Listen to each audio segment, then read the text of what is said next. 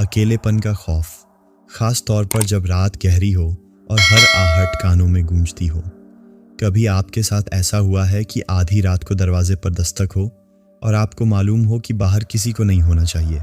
अक्सर हम उसे वहम समझकर या हवा का झोंका जानकर नज़रअंदाज कर देते हैं, लेकिन क्या हो अगर वो दस्तक आपका वहम न हो? क्या हो अगर दरवाजे के उस पार कोई ऐसी शायद दस्तक दे रही हो जिसे अंदर आने की इजाज़त देना अपनी रूह को हमेशा के लिए एक अनजाने खौफ के हवाले करने के बराबर हो। आज की कहानी हमें हैदराबाद से कामरान साहब ने भेजी है और उनकी कहानी इसी एक दस्तक से शुरू होती है। एक ऐसी दस्तक जिसने उनकी पुरसुकून ज़िंदगी को हमेशा के लिए एक न ख़त्म होने वाली दहशत में बदल दिया। तो आइए दिल थाम कर सुनते हैं कामरान साहब की ये लर्जा ख़िज़ाब बीती। कहानी शुरू करने से पहले एक बार आयतुल कुर्सी ज़रूर पढ़ लीजिएगा। यह 1992 की बात है, जब ज़िंदगी की रफ्तार आज की तरह तेज़ नहीं थी। मेरा नाम कामरान है और उन दिनों मेरी नई नई नौकरी रेलवे में बतौर एक छोटे अफसर के लगी थी। जवानी का जोश था, मुस्तकबिल के सुहाने ख्वाब थे और दिल में कुछ कर दिखाने की उमंग थी। मेरी पोस्टिंग मीरपुर खास के करीब एक छोटे से स्टेशन पर हुई थी। शहर से दूर यह इलाका काफ़ी पसमानदा और पुराना था। रहने के लिए फौरी तौर पर कोई जगह न मिल सकी तो महकमे ने मुझे आर्जी तौर पर रेलवे लाइन के साथ बने हुए पुराने क्वार्टर्स में से एक खाली क्वार्टर अलॉट कर दिया। मुझे याद है जब मैं पहली बार वहाँ पहुँचा। शाम का वक़्त था और सूरज मगरिब की जानिब ढल रहा था। वो रेलवे क्वार्टर्स एक कतार में बने हुए थे, लेकिन उनकी हालत देखकर लगता था जैसे किसी ने सालों से उनकी देखभाल न की हो। दीवारों पर जगह जगह से प्लस्तर उखड़ा हुआ था, छतों से जाले लटक रहे थे और खिड़कियों के शीशे टूटे हुए थे। उन क्वार्टर्स में कभी रेलवे मुलाजमीन अपने ख़ानदानों के साथ हंसी खुशी रहते होंगे, लेकिन अब वहाँ एक अजीब सी वहशत और उदासी का राज था। जैसे ही मेरी टैक्सी वहाँ रुकी, हवा का एक तेज़ झोंका साईं साईं करता हुआ गुजरा और उस आवाज़ ने मेरे दिल में एक अनजाना सा खौफ पैदा कर दिया।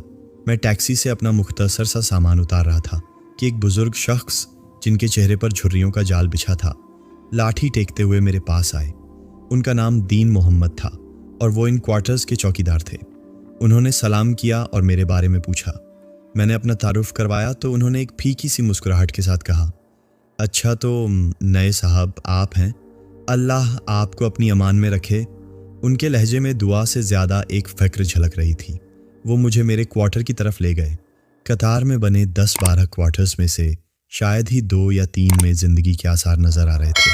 बाकी सब पर ताले पड़े थे और उनके आंगन में जंगली घास उगी हुई थी। मेरा क्वार्टर कतार के तकरीबन आखिर में था। दीन मोहम्मद बाबा ने अपनी जेब से चाबियों का एक बड़ा सा गुच्छा निकाला और एक झंग आलूद ताले को खोलने की कोशिश करने लगे। काफ़ी जद्दोजहद के बाद ताला खुला और एक चरचराहट की आवाज़ के साथ दरवाज़ा अंदर को खुल गया। जैसे ही दरवाज़ा खुला, अंदर से एक अजीब सी बसांत और सीलन की बू का भभका मेरे नथुनों से टकराया। मैंने बेइख्तियार अपनी नाक पर रुमाल रख लिया। अंदर हर तरफ मकड़ी के जाले थे और फर्श पर गर्द की मोटी तह जमी हुई थी। ऐसा लगता था जैसे ये क्वार्टर सदियों से बंद पड़ा हो। क्वार्टर मुख्तसर सा था, 2 छोटे कमरे, एक बावर्ची खाना और एक नन्हा सा सहन। एक अकेले शख्स के लिए यह काफ़ी था। दीन मोहम्मद बाबा ने अंदर आकर कहा, साहब सफाई तो करवानी पड़ेगी, मैं सुबह किसी को भेज दूंगा। मैंने उनका शुक्रिया अदा किया और अपना सामान एक कोने में रखा। मैंने सबसे पहले घर की तमाम खिड़कियां खोलीं ताकि ताज़ा हवा अंदर आ सके और ये घुटनज़दा माहौल कुछ बेहतर हो। एक खिड़की बाहर गली की तरफ खुलती थी, जहां से वीरान पटरियां साफ दिखाई दे रही थीं। जब दीन मोहम्मद बाबा जाने लगे तो वो दरवाजे पर रुके, मेरी तरफ मुड़े और एक बहुत ही संजीदा और धीमी आवाज़ में बोले, साहब एक बात याद रखिएगा, आप यहाँ नए हैं, अकेले भी हैं। रात को अगर कोई दरवाज़ा खटखटाए, चाहे कोई भी हो, दरवाज़ा मत खोलिएगा। उनकी बात सुनकर मैं हैरान रह गया। मैंने हंसकर पूछा, क्यों बाबा जी, यहाँ चोरी चकारी का खतरा है क्या? उन्होंने नफ़ी में सर हिलाया और एक गहरी नज़र मुंह पर डालते हुए कहा, चोरों से ज़्यादा ख़तरनाक चीज़ें होती हैं साहब, बस मेरी बात पल्ले बांध लीजिएगा। ये कहकर वो चले गए। मैंने उनकी बात को उनका वहम समझकर नज़रअंदाज कर दिया और अपने काम में लग गया। सबसे पहले मैंने अपने सोने वाले कमरे की सफाई की, फर्श साफ किया, दीवारों से जाले उतारे और चारपाई पर अपनी चादर बिछा दी। थकावट बहुत हो चुकी थी, इसलिए मैंने कुछ खाने का इरादा तर्क किया और कपड़े बदलकर बिस्तर पर लेट गया। मैं छत को घूरते हुए सोच रहा था कि कैसी अजीब और वीरान जगह पर आ गया हूँ। यही सोचते सोचते न जाने कब मेरी आंख लग गई। रात के किसी पहर एक झटके से मेरी आंख खुली। मुझे ऐसा महसूस हुआ जैसे कमरे में कोई मौजूद है, जैसे कोई बहुत आहिस्तगी से दबे पांव चल रहा हो। मैंने आंखें खोलकर अंधेरे में चारों तरफ देखा। कमरा बिल्कुल खाली था, लेकिन कदमों की छाप का एहसास इतना हकीकी था कि मेरे जिस्म में खौफ की एक सर्द लहर दौड़ गई। मैं साखित लेटा रहा और कान लगाकर सुनने की कोशिश करता रहा। कुछ देर बाद वो आहट बंद हो गई। मैंने उसे अपना वहम समझा और दोबारा सोने की कोशिश करने लगा। अभी मैं नींद और बेदारी की कैफियत में ही था कि अचानक बाहर के मरकजी दरवाजे पर दस्तक हुई। धड़ धड़ धड़। कोई बहुत बेदर्दी से दरवाज़ा पीट रहा था। मेरे दिल की धड़कन तेज हो गई। रात के 2:30 बज रहे थे। मैंने सोचा शायद कोई पड़ोसी हो या किसी को मदद की ज़रूरत हो। मैंने हिम्मत की और बिस्तर से उठा। मैंने दरवाजे के पास जाकर पूछा, कौन है? बाहर से कोई जवाब नहीं आया, लेकिन दस्तक जारी रही। मैंने सोचा शायद कोई गरीब ज़रूरतमंद हो जो बोलने से झिझक रहा हो। यही सोचकर मैंने कुंडी खोली और दरवाज़ा खोल दिया। लेकिन आप यकीन कीजिए, बाहर घुप अंधेरे और खामोशी के सिवा कुछ नहीं था। दूर तक वीरान गली फैली हुई थी और हवा की साई साई के अलावा कोई आवाज़ नहीं थी। मैंने दाएं बाएं देखा, लेकिन वहाँ कोई नहीं था। मैं सख्त हैरान हुआ। मैंने सोचा शायद कोई दस्तक देकर तंग करके भाग गया है। मैंने दरवाज़ा बंद किया और कुंडी लगाकर वापस अपने बिस्तर पर आकर लेट गया। मैं अभी लेटा ही था कि दरवाजे पर दस्तक दोबारा शुरू हो गई। इस बार दस्तक पहले से कहीं ज़्यादा तेज़ और वहशियाना थी। मेरा खून रगों में मुंजमद हो गया। ये कैसे हो सकता है? मैंने अभी बाहर देखा था, वहाँ कोई नहीं था। फिर ये कौन है जो दरवाज़ा पीट रहा है? इस बार मैं इतना डर गया था कि बिस्तर से उठने की हिम्मत भी ना कर सका। मैं अपनी जगह पर दम साधे पड़ा रहा। दस्तक कुछ देर तक होती रही और फिर अचानक बंद हो गई और फिर खामोशी छा गई। एक ऐसी खामोशी जो किसी तूफान का पेश खैमा लग रही थी। उस रात खौफ के मारे मैं एक पल भी सो नहीं सका और सुबह का इंतज़ार करता रहा। ये उस वीरान क्वार्टर में मेरी पहली रात थी और आने वाले खौफनाक दिनों का एक छोटा सा इशारा भी। पहली रात के खौफनाक तजुर्बे के बाद सुबह की पहली किरण मेरे लिए किसी नेमत से कम नहीं थी। मैंने उठकर करीबी मस्जिद में फज्र की नमाज अदा की तो दिल को कुछ सुकून मिला। मैंने रात के वाक़े को अपने जहन से झटकने की कोशिश की। खुद को तसल्ली दी कि शायद ये मेरा वहम था या शायद हवा की वजह से पुराना दरवाज़ा बज रहा होगा। नाश्ता करने के बाद मैंने क्वार्टर को ताला लगाया और अपने काम पर चला गया। दिन भर में दफ्तर के कामों में मसरूफ़ रहा और रात का वाक़या तकरीबन भूल गया।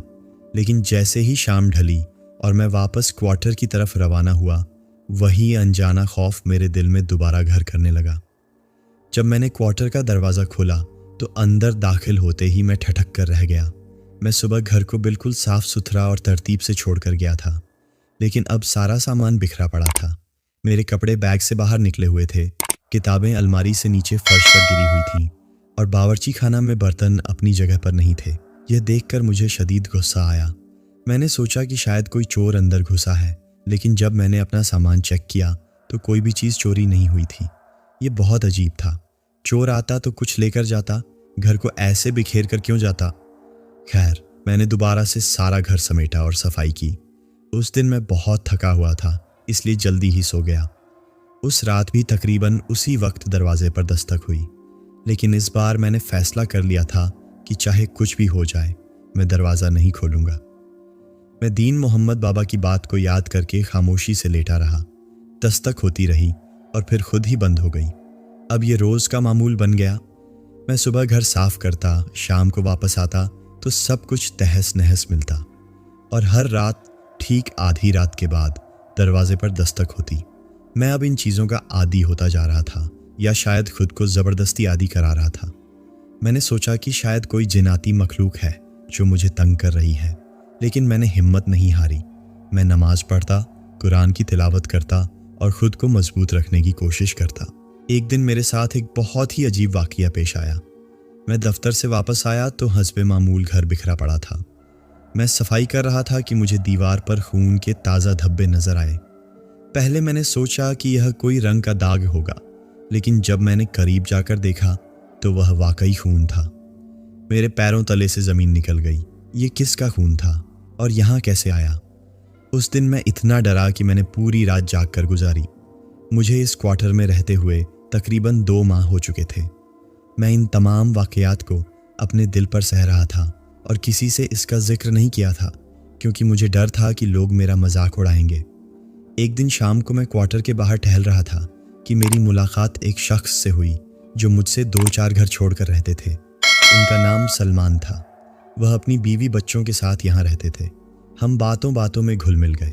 बातों के दौरान अचानक उनके मुंह से ऐसी बात निकली कि मैं चौंक गया।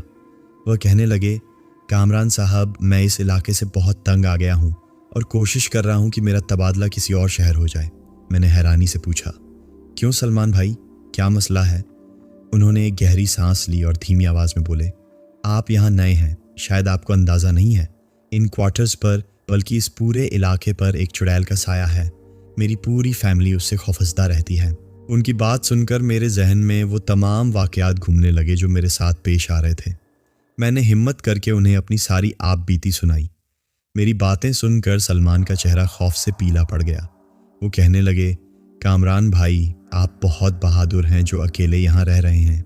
वो चुड़ैल रात को इस बस्ती के हर घर का दरवाज़ा खटखटाती है और मुख्तलिफ आवाज़ें निकाल कर लोगों को डराती है। इसी वजह से इस गांव के तमाम लोग शाम होते ही दरवाजे खिड़कियां बंद करके सो जाते हैं और कोई भी बाहर नहीं निकलता। आपने देखा नहीं, इस बस्ती के ज़्यादातर क्वार्टर्स खाली क्यों पड़े हैं? लोग इसी वहशत की वजह से यहाँ से मुंतकिल हो चुके हैं। सलमान की बातों ने मेरे खौफ को यकीन में बदल दिया था। अब मुझे समझ आया कि दीन मोहम्मद बाबा ने मुझे दरवाज़ा खोलने से क्यों मना किया था। इस वाक़ये के कुछ दिन बाद एक रात मैं गहरी नींद में था कि दरवाजे पर होने वाली दस्तक ने मुझे जगा दिया। लेकिन आज दस्तक में एक अजब सी शिद्दत थी। मैं बिस्तर पर बैठा कांप रहा था। दस्तक अचानक बंद हो गई और एक औरत की सिसकियों की आवाज़ आने लगी। वो रोते हुए कह रही थी, दरवाज़ा खोलो, मेरी मदद करो, कोई मेरा पीछा कर रहा है। एक लम्हे के लिए मेरा दिल पसीज गया। मैंने सोचा शायद सच में कोई औरत मुसीबत में है। इंसानियत का तकाजा था कि मैं उसकी मदद करूं। मैंने हिम्मत की और दरवाजे की तरफ बढ़ा। मैंने दरवाज़ा खोलने के लिए जैसे ही कुंडी पर हाथ रखा, मुझे दीन मोहम्मद बाबा की बात याद आ गई। मैं वहीं रुक गया।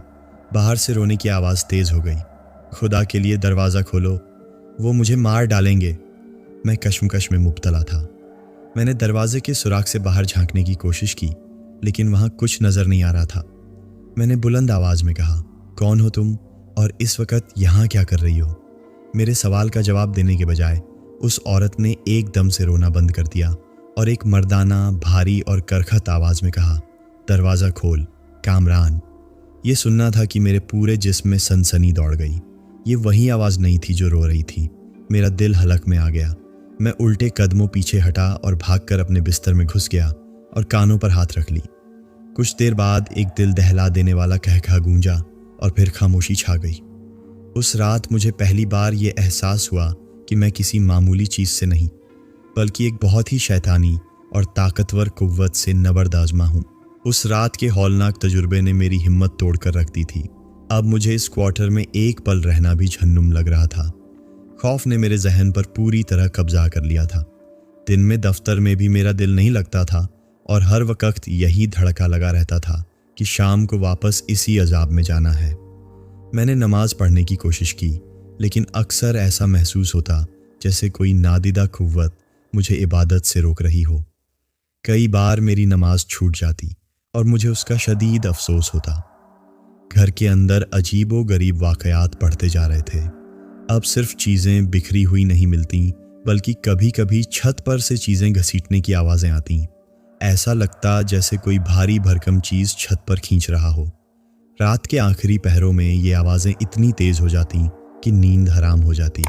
मैंने कई बार छत पर जाकर देखा, लेकिन वहाँ कुछ नहीं होता था। एक रात मैं सहन में बैठा था कि अचानक मुझे रेलवे की पटरियों पर कोई चलता हुआ नजर आया। वो एक औरत का ह्यूला था जिसने सफ़ेद लिबास पहना हुआ था। उसके बाल बिखरे हुए थे और उसकी चाल गैर फितरी थी। वो आहिस्ता आहिस्ता पटरियों पर चलती हुई अंधेरे में गायब हो गई। ये मंजर देखकर मेरा खून खुश्क हो गया। मैं भागकर अंदर कमरे में आया और दरवाज़ा बंद कर लिया। अब मैंने पक्का इरादा कर लिया था कि मुझे ये क्वार्टर छोड़ना ही होगा। मेरी पूरी फैमिली कराची में थी और मैं यहाँ बिल्कुल अकेला था। नौकरी की मजबूरी थी, वरना मैं एक दिन भी यहाँ न रुकता। उन दिनों रेलवे में क्वार्टर मिलना किसी बड़ी नेमत से कम नहीं था, वरना सालों लग जाते थे। लेकिन अब जान से बढ़कर कुछ नहीं था। मैंने अपने एक दोस्त के जरिए शहर के एक आलिम दीन से राब्ता किया। मैंने उन्हें फ़ोन पर सारी सूरत हाल बताई। उन्होंने मेरी पूरी बात बहुत गौर से सुनी और फिर कहा, बेटा, तुम जिस जगह रह रहे हो वो पाक नहीं है। वहाँ किसी ऐसी मखलूक का बसेरा है जो बहुत ताकतवर और शरीर है। तुम्हारा वहाँ अकेले रहना जान को खतरे में डालने के मुतरादिफ है। जितनी जल्दी हो सके वो जगह छोड़ दो। उनकी बात ने मेरे इरादे को मज़ीद पुख्ता कर दिया। मैंने फ़ौरन अपने महकमे में तबादले की दरख्वास्त दे दी। खुशकिस्मती से कुछ ही हफ्तों में मेरी दरख्वास्त मंजूर हो गई और मेरा तबादला दूसरे शहर कर दिया गया। जिस दिन मुझे क्वार्टर खाली करना था, मैंने सुबह सवेरे ही अपना सामान बांधना शुरू कर दिया। मैं जल्द अज जल्द वहाँ से निकल जाना चाहता था। जब मैं अपना आखिरी बैग उठाकर बाहर निकल रहा था तो मैंने मुड़कर उस क्वार्टर को आखिरी बार देखा। उसकी वीरान दीवारें, टूटी खिड़कियाँ और उदास माहौल, ऐसा लग रहा था जैसे वो मुझे घूर रहा हो। मैं दीन मोहम्मद बाबा से मिलने गया। वो मुझे देखकर मुस्कुराए जैसे वो सब जानते हों। मैंने उनसे कहा, बाबा जी, मैं जा रहा हूँ। उन्होंने मेरे कंधे पर हाथ रखा और बोले, अल्लाह का शुक्र है बेटा, तुमने सही फैसला किया। ये जगह इंसानों के रहने के लायक नहीं है। बहुत से आए और चले गए, लेकिन जो यहाँ टिका वो बर्बाद हो गया। उनकी बातों ने मुझे मज़ीद खौफज़दा कर दिया।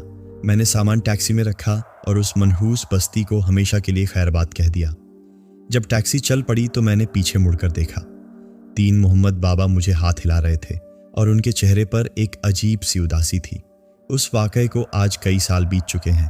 मैंने शादी कर ली, मेरे बच्चे हैं और मैं एक पुरसुकून ज़िंदगी गुजार रहा हूँ। लेकिन आज भी जब मैं अकेला होता हूँ या रात की खामोशी में कोई दरवाज़ा खटखटाता है तो मेरा दिल दहल जाता है और वो सारी हौलनाक यादें मेरी आंखों के सामने घूम जाती हैं। वो वीरान क्वार्टर, वो रात की दस्तक और वो खून जमा देने वाली आवाज़, ये सब मेरे जहन पर ऐसे नक्श हैं जो शायद कभी नहीं मिटेंगे। मैं अल्लाह ताला से दुआ करता हूँ कि वो हम सबको ऐसी खौफनाक मखलूक़ात और उनके शर से अपनी पनाह में रखे। आमीन।